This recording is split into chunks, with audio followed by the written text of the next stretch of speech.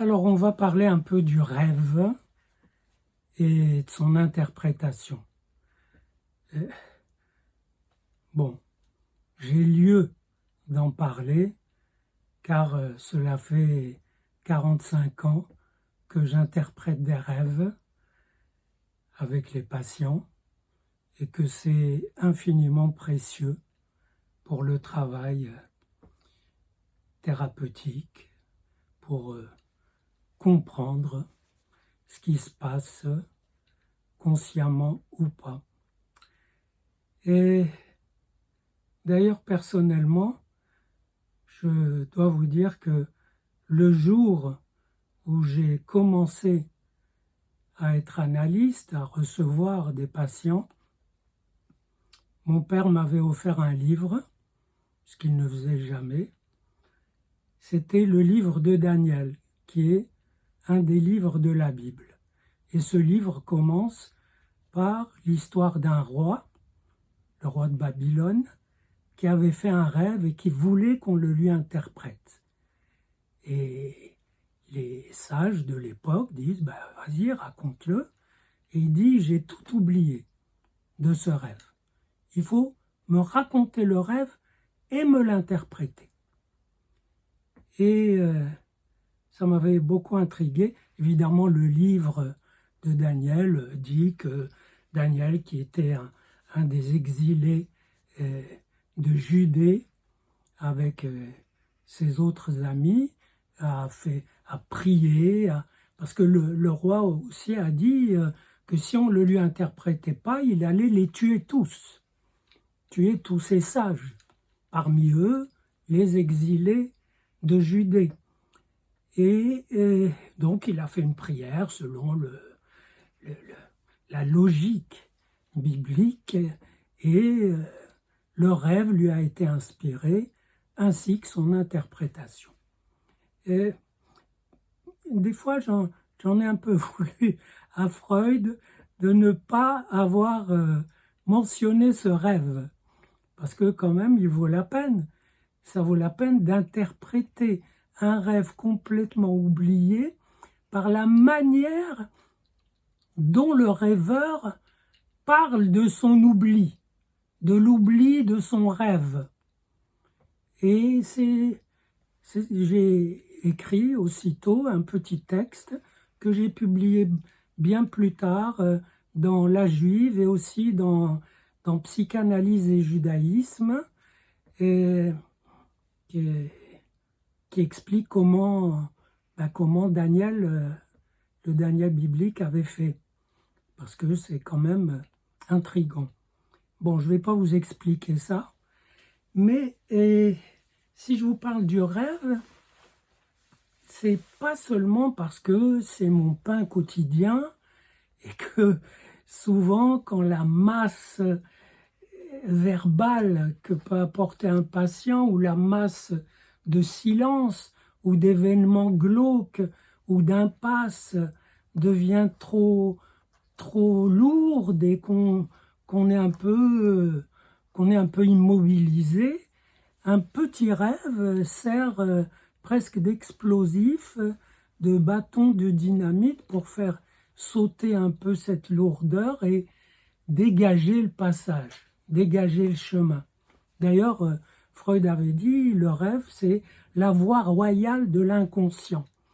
Et une voie, un chemin, c'est pas une science, c'est une possibilité de s'avancer vers les choses refoulées, inconscientes, vers la vie intérieure, vers le rapport des rêveurs à leur Dieu, à leur identité, à tout ce qu'on veut. On peut formuler la chose comme on veut, ça revient au même. C'est que le rêve nous donne une vue à la fois chaotique, avare, retenue et en même temps magnifique, surprenante sur ce qui préoccupe le rêveur, en tout cas ce qui l'a préoccupé cette nuit-là pendant son sommeil paradoxal, pendant son rêve, proprement dit. Et évidemment, c'est précieux. Et j'ai montré dans plusieurs écrits, je vous renvoie à, par exemple, L'enjeu d'exister, qui a pour sous-titre Analyse des thérapies. J'ai montré que l'idée freudienne pour interpréter le rêve était une idée assez belle et qu'on pouvait formaliser presque en termes mathématiques. D'ailleurs, je l'avais fait une année, c'est comme ça que j'avais connu Lacan, quand j'étais prof de maths à Vincennes. Et j'avais fait un séminaire de toute une année sur topologie et interprétation des rêves, où j'étudiais les circuits oniriques comme des trajectoires dans des espaces topologiques avec des possibilités de bouger, ça s'appelle des homotopies, des singularités, etc.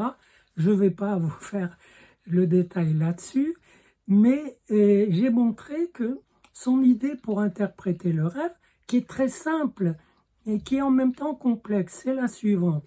C'est de, évidemment, d'énoncer le récit du rêve, de ce qu'il en reste, et puis de prendre chaque élément de la phrase qui énonce le rêve et d'associer, à partir de là, en sachant que les restes diurnes ont joué un rôle dans la fabrication du rêve. Et donc, quand vous avez ce que j'appelle des fibres associées à chaque mot du rêve, pensez comme des gerbes, voilà, et l'ensemble fait des fibres, et l'ensemble fait un faisceau. Voilà. Vous pouvez après choisir des éléments dans ces associations et les connecter si c'est possible, et ça donnerait une phrase qui appartiendrait à l'ensemble des interprétations possibles du rêve. Évidemment, le rêve a beaucoup d'interprétations parce que dans l'ensemble des fibres, il y a toutes sortes de trajectoires, comme on dit en mathématiques, des sections de ce fibré, c'est-à-dire des trajets qui coupent chaque fibre en un point. Autrement dit, vous avez beaucoup de phrases possibles et le génie, l'intelligence du rêve, de l'interprétation du rêve, c'est de choisir une des trajectoires, une des phrases qui serait l'interprétation, une interprétation valable qui à la fois parlerait au rêveur, et ça veut dire aurait des effets sur lui, des effets éclairants, bougerait un peu la situation, mettrait la lumière dans tout ça et tiendrait compte du fait que vous, à qui le rêve a été raconté, et qui est donc présent, partie prenante de son interprétation, et que vous avez tenu compte de cette présence, de ce que vous sentez aussi, de ce que le rêve vous a fait, de votre transfert au rêveur, qui lui a fait un transfert sur vous pour vous le raconter. Il a bien aimé votre présence écoutante et peut-être interprétante. Donc vous voyez que c'est une relation à trois. Il y a le rêve, le rêveur et l'écoutant, l'interprétant, qui interprète avec le rêveur, avec les associations, y compris avec les siennes s'il a de l'intuition, compte tenu du cadre culturel, social, etc. Bref, du fait qu'il n'y a pas simplement deux individus enfermés dans une pièce avec un rêve.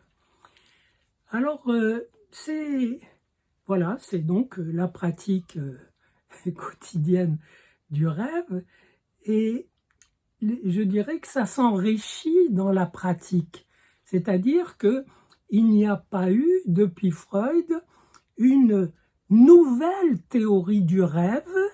Il a dit vraiment l'essentiel qu'il faut pour un thérapeute, à savoir travailler avec ces associations, faire des connexions, vérifier lesquelles sont plausibles, lesquels sont tenables et lesquels n'ont pas d'intérêt.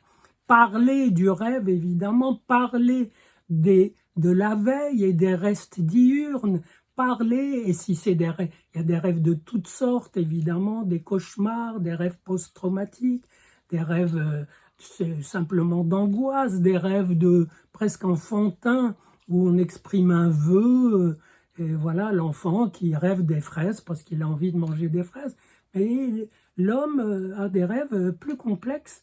Et je dirais que parmi les approches des neurosciences, la principale, qui est déjà assez ancienne, celle dont j'ai pas mal parlé aussi dans mes écrits, et qui est celle de Jouvet, qui dit que en réalité tous les mammifères rêvent et que l'homme est un mammifère donc qui rêve lui aussi. Les chats rêvent, on a même pu filmer les mouvements oniriques du chat, on a pu voir que il fait certains mouvements et pas d'autres, notamment qu'il joue ou qu'il rêve d'attraper une proie, une souris, disons. Et disons que l'idée de Jouvet, qui est loin de contredire celle de Freud, elle dit que le rêve, c'est ce par quoi les mammifères révisent leur programme d'existence, celui de leur espèce et d'eux-mêmes en tant qu'individus faisant partie de cette espèce. Et je trouve que c'est une idée très jolie parce qu'elle colle tout à fait avec l'expérience analytique des rêves, c'est qu'on a l'impression que les humains révisent leur absence de programme, leur programme troué, déchiré, plein de manques, leur programme bancal qui justement fait qu'ils ne sont pas tout à fait programmés, sauf qu'ils sont programmés pour rêver, mais pas programmés pour conduire leur existence. Et donc, c'est une très jolie idée, mais mis à part celle-là, dire que les rêves sont des productions instinctuelles, que ça envoie à l'instinct, qu'elles partent uniquement du cerveau pour se brancher sur le noyau biologique du sujet, tout ça, c'est un peu des évidences pour le praticien des rêves, et en tout cas, ça ne lui est pas très utile pour les interpréter. Et c'est dire que certains rêves sont spécifiés par un poids très lourd sur la poitrine, etc. C'est une variante de l'angoisse. Freud a parlé longuement des rêves d'angoisse et les praticiens de la psychanalyse qui interprètent les rêves. Et je dis qui interprètent parce que, hélas, parmi les analystes, il y a eu toute une mode, je ne sais pas si elle dure encore, où on négligeait un peu les rêves, on les écoute, mais bon.